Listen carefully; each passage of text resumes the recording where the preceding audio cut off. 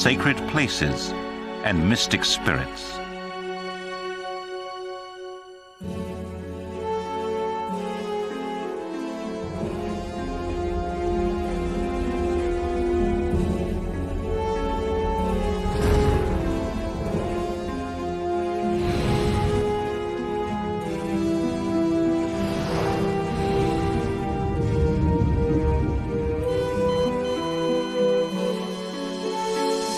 The Earth, which used to be seen as the center and purpose of the universe, now appears as a small haven in an infinite void.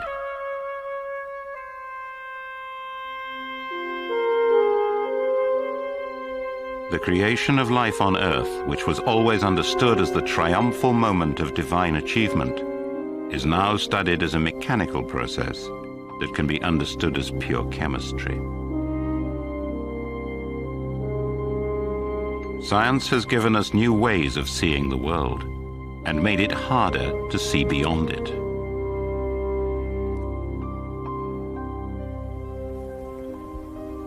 All our ancestors in every civilization shared a different view. They were certain that this world was part of something beyond matter. This was not a theory to debate. The physical forces of nature were seen as direct evidence of sacred power.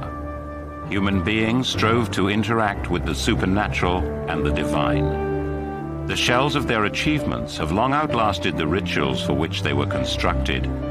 These great buildings were not put up because of a whim or a theory, but because of certainty that they had to be built.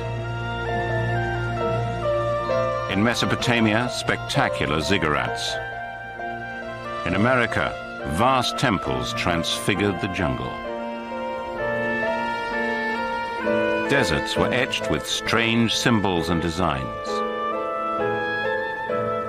And in Europe, the silent monoliths of Stonehenge were erected. And the standing stones of Karnak were raised. These are not monuments. They are places where the sacred and the material were understood to interact. They were all places that answered the question of death. Journalist and author Graham Hancock has aroused a great deal of controversy by claiming to have discovered keys to understanding these constructions. But it's hard to criticize his basic argument that all show awareness of the same cosmic science. I think that what we're looking at is architecture connected to a science of immortality. The fundamental obsession of the ancient world was not with this life, but with life after death. Seeking a pattern forged in stone, a pattern repeated over and over again across the globe, Hancock has explored many of the sacred sites of the ancient world. All around the world, we have sites made of enormous blocks of stone and incorporating precise alignments. You can go to Stonehenge and find precisely the same alignment with the winter solstice sunrise there. Karnak, Avebury, in Europe. These are all part of a system designed to facilitate the passage of the soul from life into death.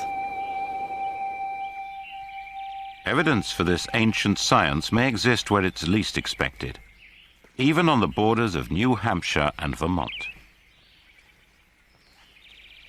The entrance to this apparently ancient stone structure, like Karnak and Stonehenge, is oriented to the path taken by the sun at the winter solstice, the shortest day of the year. According to Hancock, this structure could be one more link in a chain of knowledge that reaches back into the depths of time. We don't know who built them. We really don't understand how they were built. They don't tell us anything about themselves. We're left to wonder why they were built. Hancock believes that these monuments contain real science, that they represent actual knowledge, as well as a world of shared belief.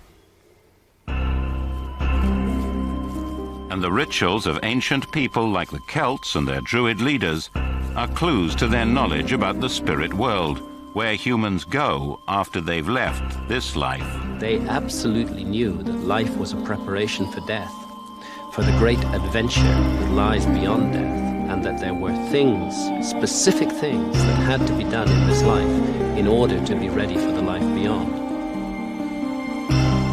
Rivers, springs, and lakes were all sacred to the Druids. These places were like doorways between the living and the dead.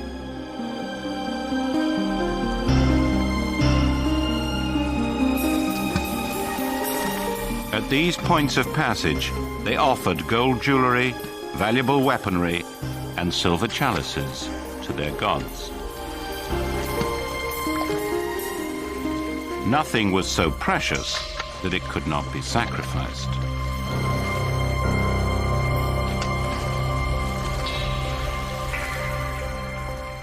In 1984, a window into this vanished world would open.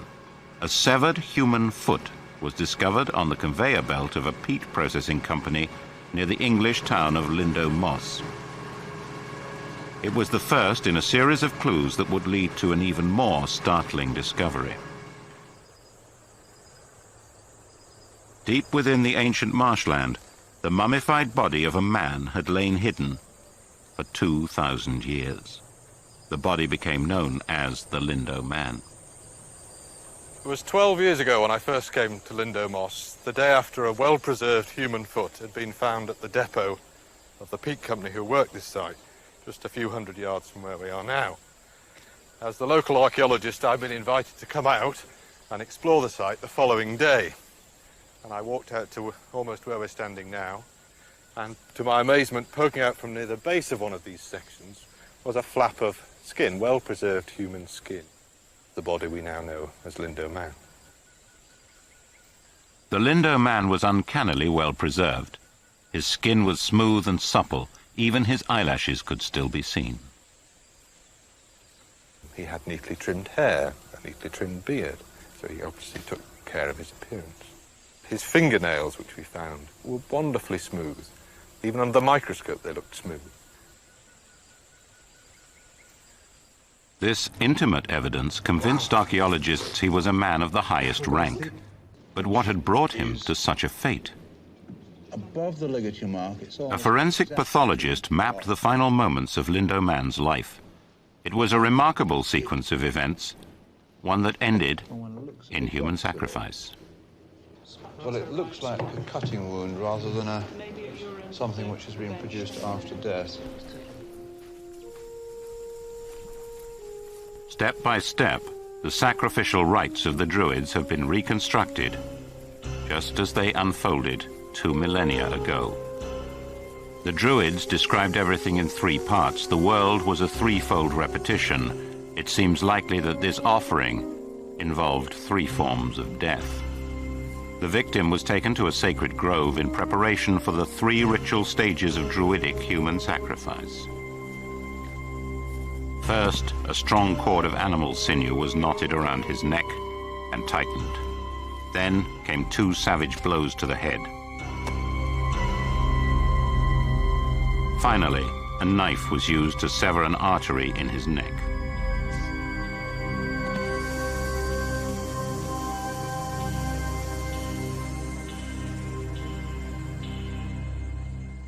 He may have been a princely figure, a warrior, or he may have been a prisoner of war who had been kept for this purpose. But it could easily be someone who went willingly. The Celts believed in reincarnation. Death to them was not such an obstacle as it is to us. So perhaps for the benefit of the tribe, this person went willingly to be sacrificed.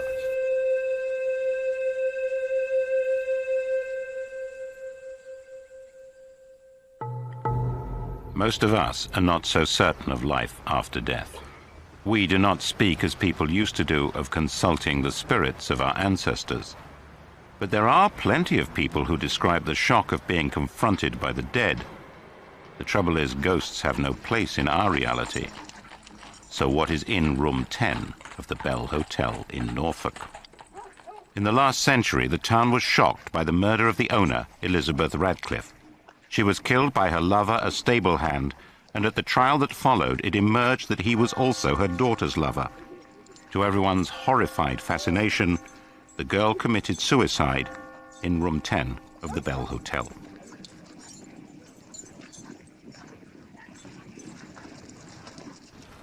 In later years, guests staying at the hotel have reported seeing a young woman's ghost in the room where the suicide occurred. Ancestral spirits were once taken for granted. Now we need proof. Leader Tony Cornell has for 30 years been a member and investigator with the British Society for Psychical Research. Dr. Judith Coney of London University accompanies him as an observer. And the man who most recently experienced the haunting, Colin Mitchell, provides eyewitness information and precise details. You could feel the cold spot. It was like ice. All the way down the corridor? No, just in one confined space. Right. You could literally move in and out of it. Right. And then what happened? And then the door. A video cameraman records the investigation. Here we are in room 10. Okay.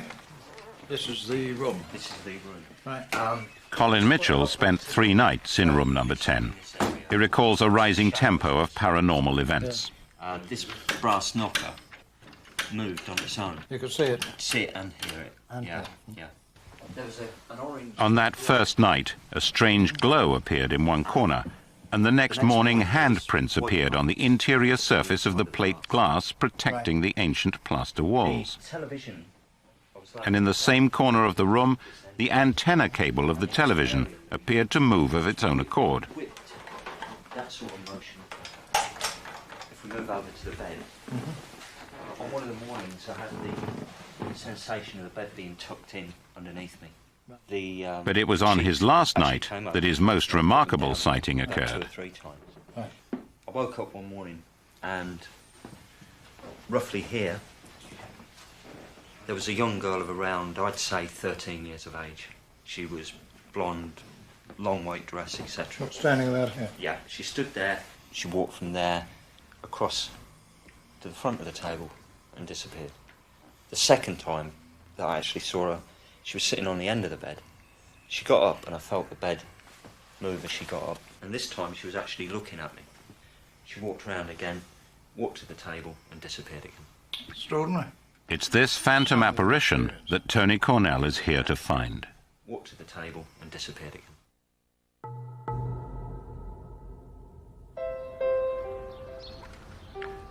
Why are so many ghost tales set in old buildings and castles? Do these somehow play the role for us, in imagination or reality, of sacred stones and monuments? Or is it possible that they keep the trace of powerful emotions or the horror of a single moment stored in their fabric?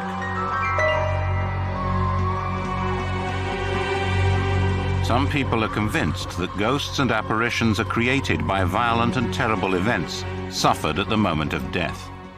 It's a theory called psychic imprinting. It may explain why ghosts have been reported in so many places around the world.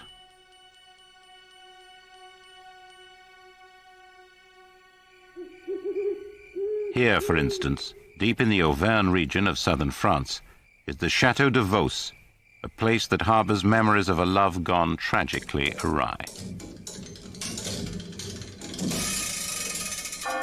In the 16th century, the lord of the chateau seduced a young woman named Lucy. His wife, discovering the adultery, demanded immediate revenge. Lucy was brutally murdered.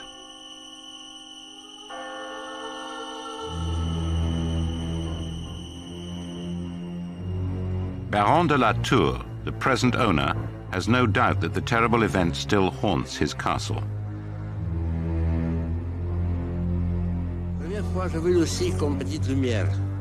The last time that I saw it, I saw a little light. And after a while, I saw the light in all its power. And I saw within that light the shadow of a human form.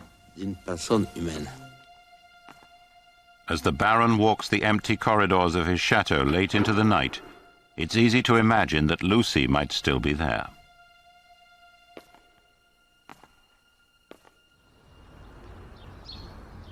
Tales of the supernatural are almost commonplace amongst Europe's ancient homes.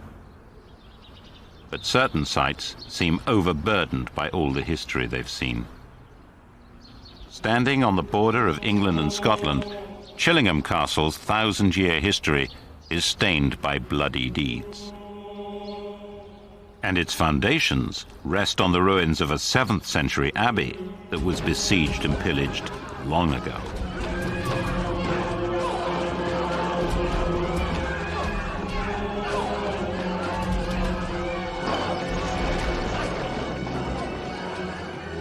The monks who did not escape were slaughtered on the spot.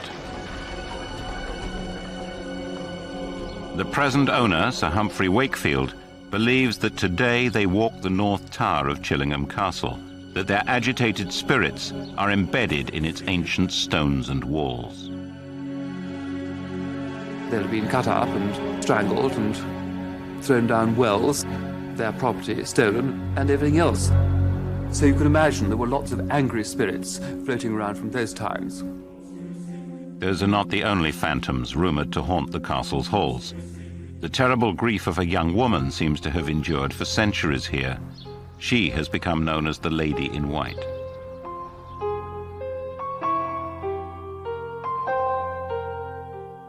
The White Lady, she was wandering, looking for her husband, one of the earls that controlled this place. Sometimes she'd be seen walking up down the stairs along the passages. Her husband, according to legend, ran off with a younger sister, the Lady Henrietta Berkeley, and despite her pitiful entreaties, neither sister nor husband would ever set eyes on her again.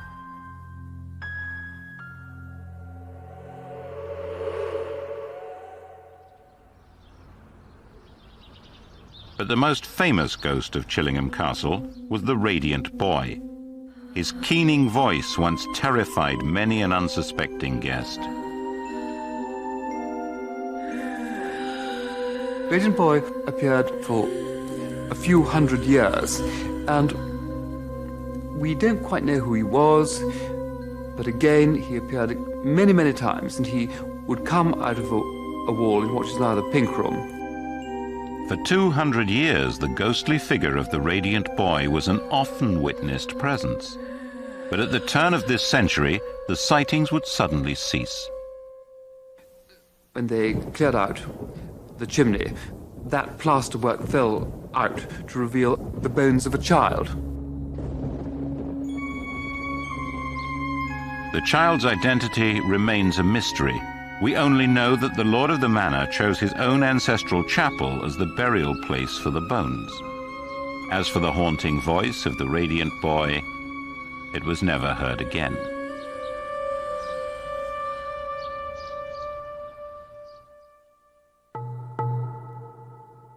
Well, now look, here we've got a plan of room 10. The investigating team has gathered in a suite at the Bell Hotel.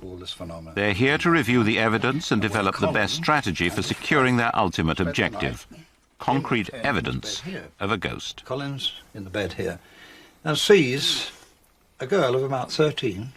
A special model has been prepared, accurate in every detail, to identify the best placement of cameras and sensors. One or two things. The room goes cold, they hear some footsteps. Yeah. But in this particular case, they had 15... Science can only detect what can be measured. But even if you can measure the presence of an apparition, does that make it real? Or are you measuring the effects of belief? Did he believe in ghosts when... No, he didn't. No, that's another interesting thing. Both he and his wife... The search for a rational explanation means considering fraud, hallucination, and tricks of the mind. It was just the interest. What was going to happen next? 15 different... What was next? Right. In those moments between waking and sleeping, sometimes, for instance, people have a feeling that they're falling. But how actually can you explain then the feeling of a sheet hitting your face, coming down, hitting your face, coming down, and then the feeling that the sheets are being tucked in? I can't, except to say that's the interpretation that you put on the event, and I don't know whether that actually happened. No, what I'm saying is here, how can you explain the fact that sheets are tucked in underneath you? So actually when you looked, you saw the sheets tightly tucked in. You felt... Strange behaviour for a ghost, isn't it? Well, there's no story. The real difficulty is to understand what the investigation could possibly find a ghost to They're be. as frightened of us as we are supposedly of them.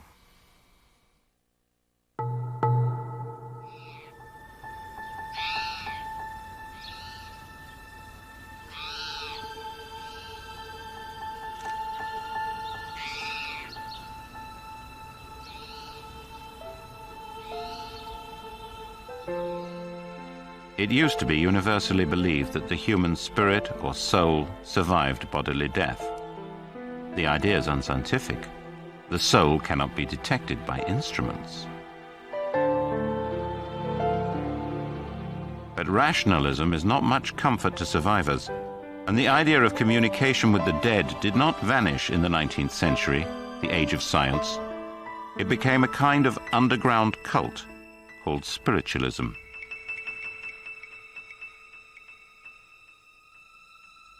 Spiritualists claim to offer direct communication with the dead, not as a system for regulating the living as happened in ancient cultures, but as a sentimental way of comforting the bereaved. Voices of the dead actually seem to speak out loud to gatherings of the living. You were not talking to some disembodied spirit, you were talking to the spirit of your aunt, your father, your mother, your lost child. In the golden age of spiritualism, it was widely accepted that certain people with special gifts could communicate with the dead. They were called mediums. Their most celebrated ritual was the seance.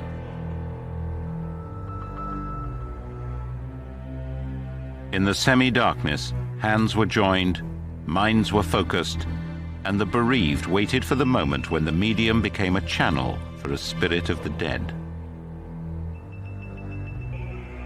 In the gloom of the seance chamber, anything seemed possible. People saw visions of dead loved ones, tables lifted of their own accord. Yet for many spiritualists, all these strange manifestations were quite beside the point. When people go to seances, most of the time what they are looking for is reassurance, and the kind of reassurance they're looking for is, first of all, that their loved ones have moved on to another plane of existence, and secondly, of course, that they, in their turn, will do the same. This offered, naturally enough, a way for some people to gain power over others.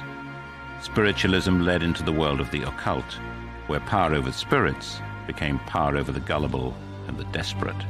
There was also a long occult tradition by which the spirits, demons, or whatever you call them, could be coerced into doing our will. We, as humans, could control them. But this was parallel, it was never part of the spiritualist movement. In the early part of this century, one man's name became synonymous with the occult. His name was Aleister Crowley. He called himself the Beast. Only in his 20s, he became a leader in a mysterious organization dedicated to reviving ancient rituals and magic arts.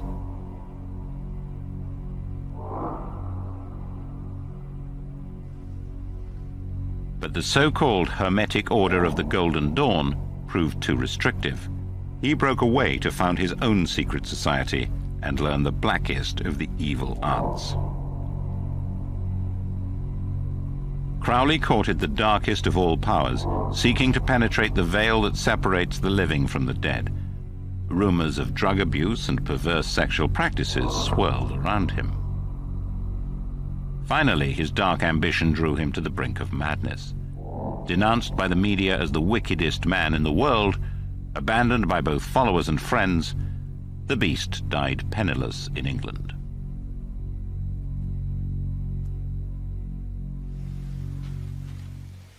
Meanwhile, more sober approaches to the world of magic and spiritualism were emerging. A group of well-known physicists, philosophers, and psychologists founded the BSPR, the British Society for Psychical Research. They conducted the first genuinely scientific investigations of spiritualist and other paranormal claims. The magnesium flashes of their cameras revealed fakery where phantoms were once seen. And for the first time, the medium's own photographs were properly examined. What the images revealed was evidence not of spiritualist powers, but of double exposures and clear and deliberate fraud. The rationalist researchers of the BSPR debunked each and every medium they examined.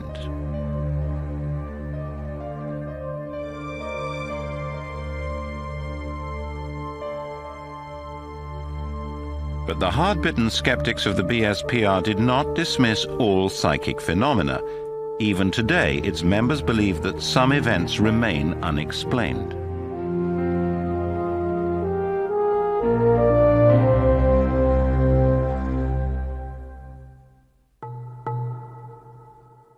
We've got some new equipment this time, which should be interesting. We've got a thermal camera here, which we're going to put in the room, I think in that area there. It picks up differences in temperature. Put it on like this. Now, you can see if I pointed at Colin, you can see that he's got a red face. That's the heat. It'll come round to you like that, don't you see? So it shows your temperature thing. What we'll do is we'll put it in the room. It'll pick out, doubtless, Colin if he's in the bed. And if there's a ghostly figure walking across, or an area that shows a difference in temperature, then we can concentrate upon that. Let's get these things laid out. Now, what we want to do, you have one of these, and help me put this down. She walks that way, you put one down there, and we'll put one here. What, trigger with movement? Yes, that's right. Right. So, if you walk through there, we'll set them off. Right. We've got a temperature gauge here. We've also got a sound. If she makes a creaking noise on the board, that light will come on. We'll put that up there, shall we? Right. Facing there. Okay. So if there's any noise of the kind of that she's supposed to make on the floorboards, that'll that light come will on. go on. Great. Then we've got here, we've got the thermal camera. We've got the infrared camera here. And that's facing the bed. That's it, and that's on a time lapse. Right. And then we've got the thermal camera there that will show us any changes in temperature in the room. So we're pretty well all set. Shall we go in and look at the monitors now? Brilliant. Jolly good. Okay. Let's try it. Let's see what we can see. Jolly good.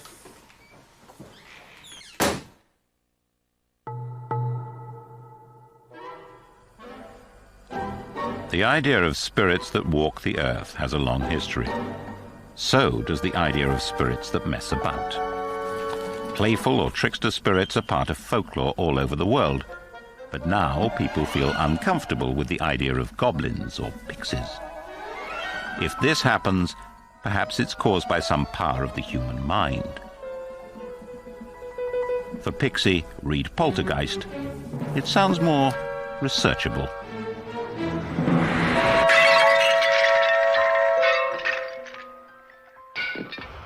In the late 1960s, two physicists from the Max Planck Institute for Plasma Physics in Munich studied an extraordinary series of physical phenomena that took place in the Bavarian town of Rosenheim. As this dramatized reenactment from Dutch television shows, the case quickly became sensationalized. Still, some of the facts do check out. A young German girl named Anne-Marie Schneider did begin a new job in a downtown office. And with her arrival, a series of strange and inexplicable events were reported. But did the lamp above her head really gyrate? Did the phones ring with an announcement that it was 5 o'clock, time for Anne-Marie to leave?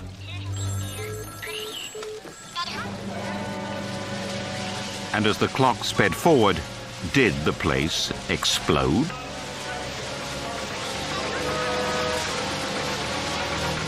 Putting poltergeist reports to the test is never easy. While investigating, scientists concluded that the ordinary laws of physics couldn't account for the reported phenomena. The sensational nature of the case made it hard to separate the science from the fiction.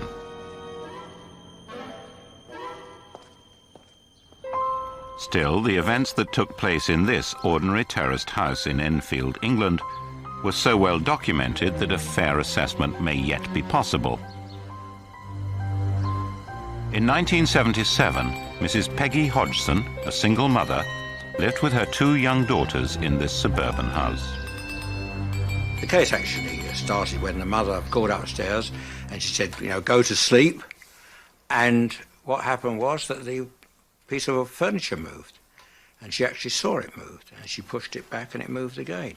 Well, from then onwards, of course, it was chaos. Maurice Grosse, then a new member of the British Society for Psychical Research, was called in to investigate the case. I was certain in my own mind the case was genuine, and when I got there I was sure that it was. Small objects started to fly around, Lego bricks particularly. They called in a priest, they called in a medium, and eventually they called in the Daily Mirror. The Daily Mirror sent in a young photographer named Graham Morris. At first, he was as convinced as Maurice Grosse. So I was dispatched with a reporter to the house. Things were just very, very quickly flying across the room. And I was watching each person in turn to see if they were doing anything. And they were just as horrified as I was. And still, there were things just taking off and flying across the room, people ducking, women screaming, men screaming. Everyone was horrified by what was going on.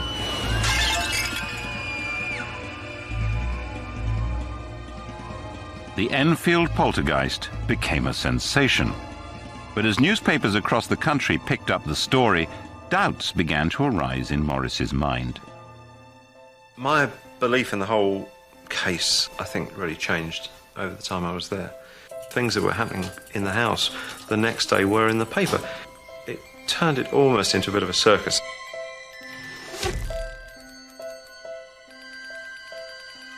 One of the most sensational elements of the case was the so-called levitation photograph, taken by Maurice with a remote-controlled camera. It shows Janet in mid-air with her sister screaming. It was immediate front-page material. Investigators were convinced this was levitation. Looked to me like a young girl jumping out of bed, but... It's a very real phenomenon. There's no question about that at all. Anybody who says that it's by people's imaginations are talking rubbish. I'm sorry, they still just look like a girl jumping out of bed to me. The story took an even more bizarre turn when Grosse claimed to have discovered a spirit voice speaking through Janet. Come on, let me hear you say my name.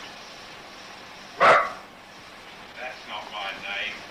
Come on, my name's Morris. Let me hear you say it. Morris. First of all, I thought it was discarnate voice, that is, coming from nowhere, but eventually I realised it was coming from the girl Janet. And when I challenged her, I said, Janet, that voice is coming from you. She says, oh, no, it's not. I said, if it's not coming from you, Janet, where's it coming from? And we taped her mouth completely up. And it still spoke. I'm invisible, so G-H-O-S-T. There was so much evidence from the actual person who claimed to be speaking through Janet that he did live in that house. He explained through the voice the manner of his death, and we knew that to be correct. I had an hemorrhage, and I fell asleep, and I died in a chair in a corner downstairs. Yeah, it's the sort of thing that kids like doing. It seemed like good fun to mimic and just please adults more than anything. If they can get a bit of attention, that's fine. But it wasn't very convincing. If anybody says to me they don't believe it, well, I say to them, well, that's your problem. It's not my problem. I've experienced it. It's happened to me. If you don't believe it, well, either try and find out something more about the subject or keep quiet.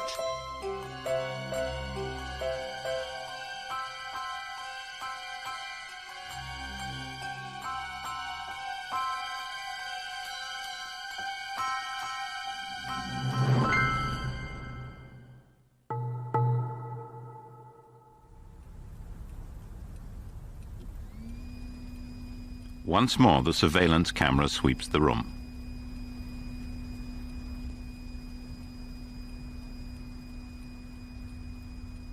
The equipment seems to be working perfectly. It's very late. We're in the dead of night. I tell you what is interesting, and that's the thermal camera there, see? It gives a totally different picture in many ways, a different slant on the problem we've got. So if something goes very cold in the room, what should the colour be? Well, supposing a ghost sucks the energy from the room right. to create itself, and it's colder than the surrounding area, which some people say. Now Tony Cornell and company must wait and wonder. Go across there. Will the ghost appear? Can such an apparition be recorded?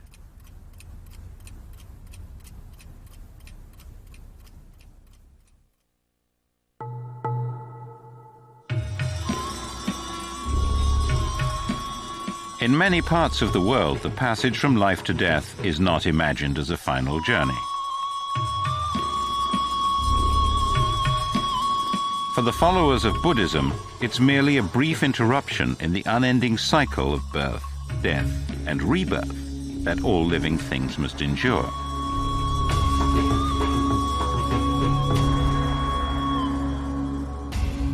According to the tenets of Tibetan Buddhism, we are all reincarnations of other beings. Moreover, Buddhists believe that past lives can be recalled. In countries where reincarnation is part of the culture, people often report memories of past lives.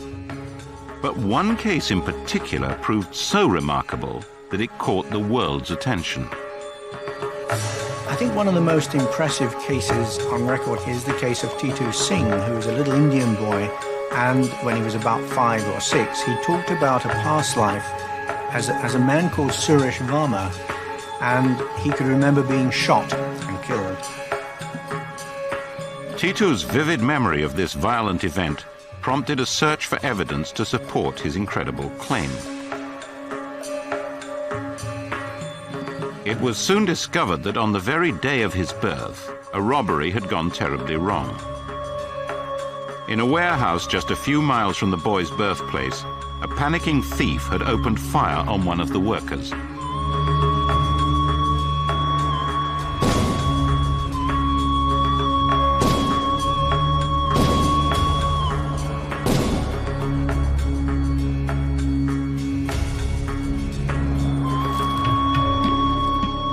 The gunman's victim, a man named Suresh Varma.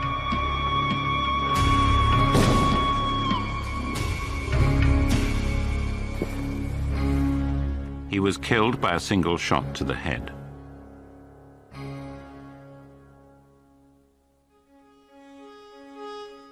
The boy's claim of reincarnation is said to be backed up by physical evidence.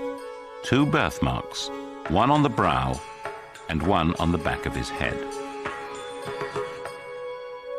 When the autopsy report is compared to the birthmarks on his head, it is found that the birthmarks on his head are exactly in the same position as the bullet wounds in the head of Suresh Varma. Not only that, but the wounds are slightly different in size, and they are exactly the same as the entry and the exit wound on the person he remembers. So physical marks are something that provide another degree of evidence above past life recall.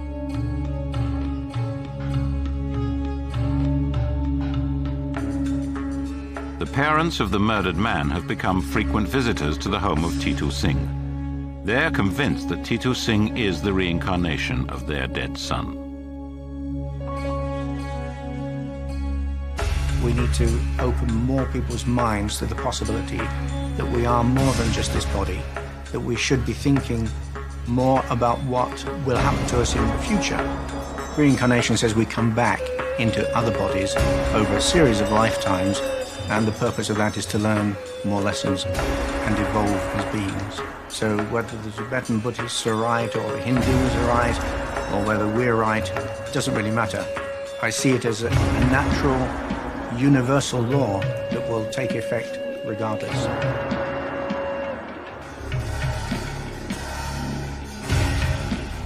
But But right now I'd like your unconscious mind. In the West, some people also believe they can explore past lives and former incarnations.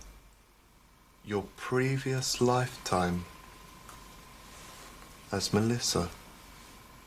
Miles Austin is a hypnotist who uses past life regression as a therapeutic technique. Well, they're showing me something that they're going to do to my hands. Past life regression therapy is actually a fairly straightforward form of therapy where we regress someone or put them into a trance state and then very gently take them back to a previous Being life. held back. Carol Lawson used to suffer from a debilitating and mysterious affliction of her hands. After a series of failed remedies, she turned to regression therapy. It's okay, now just step back. We went back, we didn't quite know where we were going to go, we didn't know what we were going to find, we didn't know if it was going to work. And we eventually found this person called Melissa, and through a series of questions from Miles, we found that it was 1608. Oh, they're taking me down these steps and I don't want to go. Suddenly the breathing rate increased dramatically, facial muscles changed, and there was an enormous amount of movement with Carol's hands. Ow, I've been caught. Ow, and he's pulling my hair. It's okay. But even now, when under hypnosis, Carol seems able to revisit a time of terrible torture. She's convinced these events really happened, but in a former life. It was just intensely emotional and very, very powerful. Almost, I mean, it was a situation that sent shivers down my spine when I was actually going through it. But it was something that we had to go through. We had to change that memory. And relax. And feel Carol's descriptions of her former life cannot be verified. Her hands, however, are completely healed. Can you describe more what it feels like?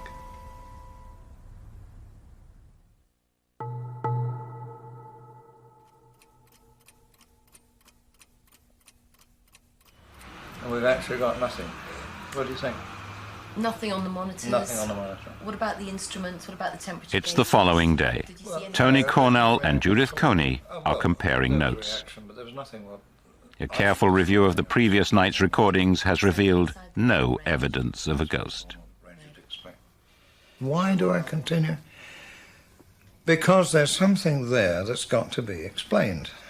And it's no good just saying it's a too difficult problem to deal with, because the human mind wants an answer to these things.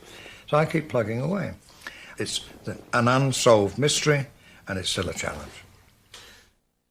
The vast majority of societies have beliefs relating to life after death.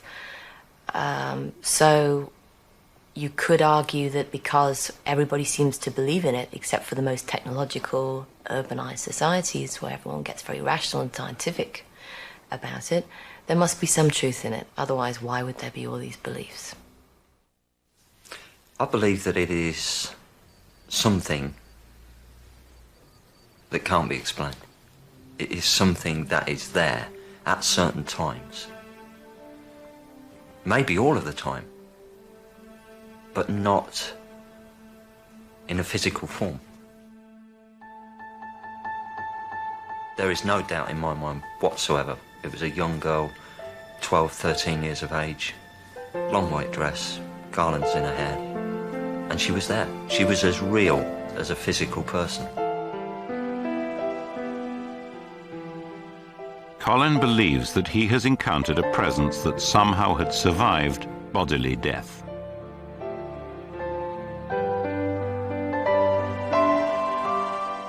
It was real.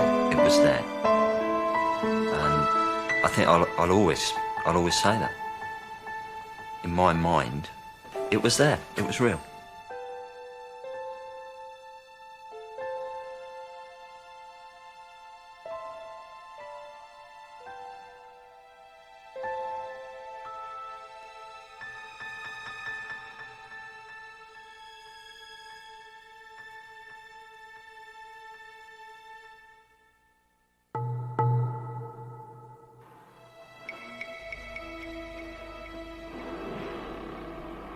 There are other people who believe that they themselves have lived after death and then returned to their dead bodies.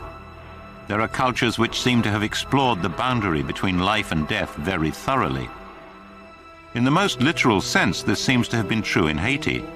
Stories of zombies, the walking dead, are quite central to voodoo. They fascinated storytellers and movie makers, and they seem to be very firmly rooted in fact. Voodoo is a living religion much concerned with death, sometimes in unusual ways. The zombie phenomenon is clearly more than myth. American anthropologist Wade Davis has unlocked many of the secrets of voodoo. By voodoo definition, a zombie is an individual who has had their soul stolen by sorcery, brought into the grave, somehow magically resuscitated from the grave in this passage of death, and then is reinvigorated by the magic of the sorcery to be led away to an uncertain fate, a fate that is almost always said to involve enslavement. If the chemical hypothesis is correct, he goes through a rather extraordinary experience. He's not poisoned. He's brought onto a state of apparent death. His metabolism goes low, he is paralyzed, and yet consciousness is retained. Clervius Narcisse was buried alive. In the dead of night, a voodoo priest returned to the graveyard to revive and then enslave him. It was almost 20 years before his liberty was regained.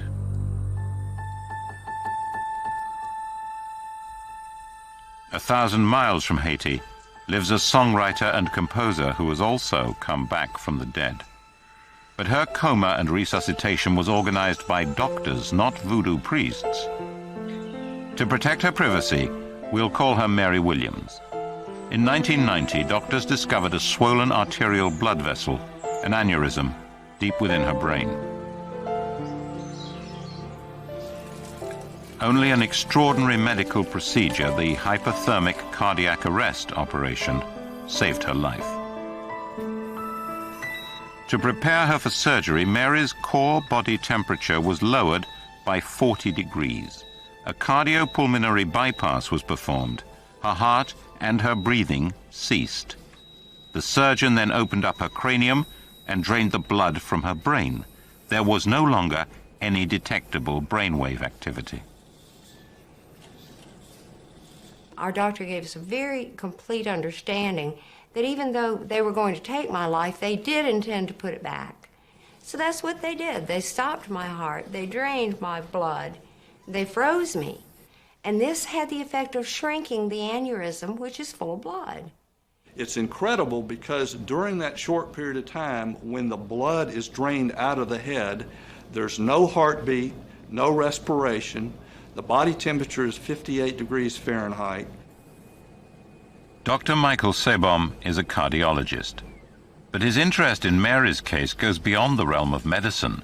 Mary's recollections have reinforced his belief in what he'd once dismissed, near-death experiences. Mary met all of the criteria necessary to declare a person dead. The only difference, obviously, between Mary and someone who's dead is that Mary came back. The highly unusual thing that happened while I was having that procedure is I came out of the body. The minute I came out of the body, everything was wonderful.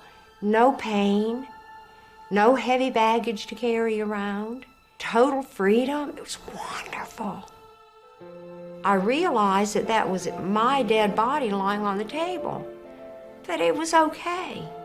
That was fine. If that's the way it was supposed to be, that was fine.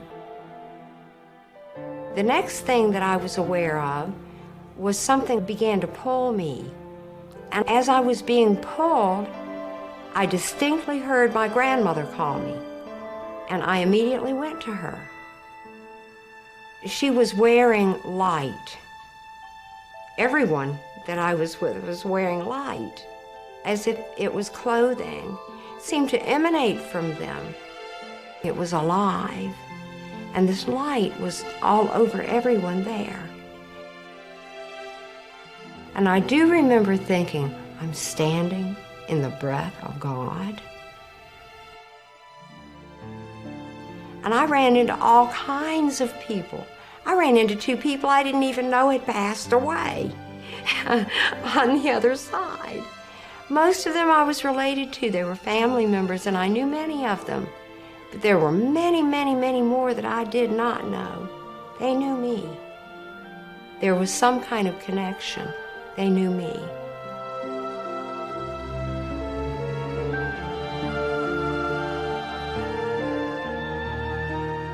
There came a time when I was to return to the body. My uncle brought me back. And that was okay. I knew I was going back. That was all right. But when I got back and I looked at the body, I didn't want to get in it at all. It looked kind of like a train wreck, and I knew it was going to hurt a lot. And I had the sensation of being pushed, like whoosh, back into the body. Immediately, I felt like I'd been pushed into a pool full of ice water. I don't know what it means. What it means to me is, regardless of what caused it, it was a wonderful, healing experience that taught me that there is nothing at all to be fearful about in dying, the natural process of death. Regardless of where you sit on this issue, it doesn't matter, does not matter. For me, rising up out of that body and feeling that perfect peace and harmony with the entire world, being able to carry a goodly bit of that back with me. I can only say wonderful things about dying, wonderful things. Nothing to fear, nothing at all to fear.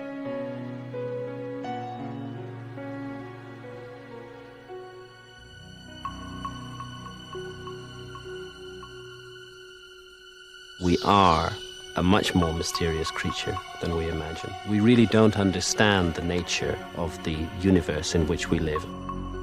Strangely, if you look at the ancient texts, what they repeatedly say is that this life is the illusion, and the life beyond is the reality that we should come to know.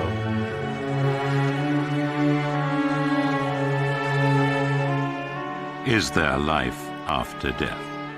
Did human beings once really know truths about this that we have managed to forget?